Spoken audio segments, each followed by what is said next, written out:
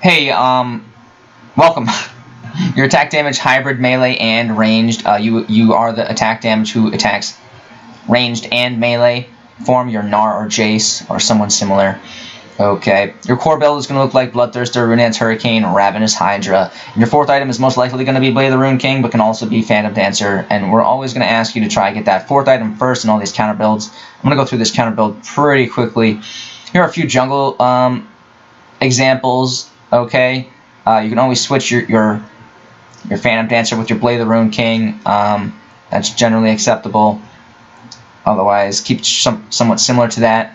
Once you finish those first 6 items, we're going to be moving into, of course, the final builds. Okay, here's a few final build variations. One's with Infinity Edge, one's with Blade of the Ruined King, one's with Essence Reaver, one's with Death's Dance. Pretty much, you know, working with that core build. And of course, we can do this almost insane final build variation for maybe a few games. Which is where we get rid of Runedanc's Hurricane. Not always suggested, not always recommended, but it does have a little bit of extra oomph, which is quite unique to a surviving the longest in a team fight, surviving the longest as you just, oh.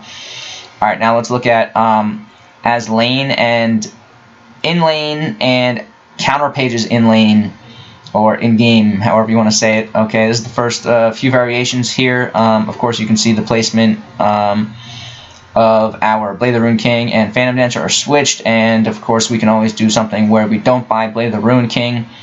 Okay, now let's move into specific counter pages, and remember, always, once you finish these first 6 items, move into that final build that I scrolled through earlier. Okay, we have against armor specifically here. That's a great armor piercing, armor shredding build, and of course versus max health or max health regeneration build there. Remember, this is a versus 3 or more ability power opponents, not versus versus 3 or more opponents with magic penetration. If you buy this and your opponents have magic penetration, don't do it. Go back to your standard lane build. Your standard lane build is going to be fine against people who have magic penetration. And we have 3 more opponents with lifesteal, and there we go, that's about it. I'm going to show you quickly the rune page for this. Looks like this. Good luck, go get them, message me, write a comment, however you like. I'll read the comments. Bye-bye.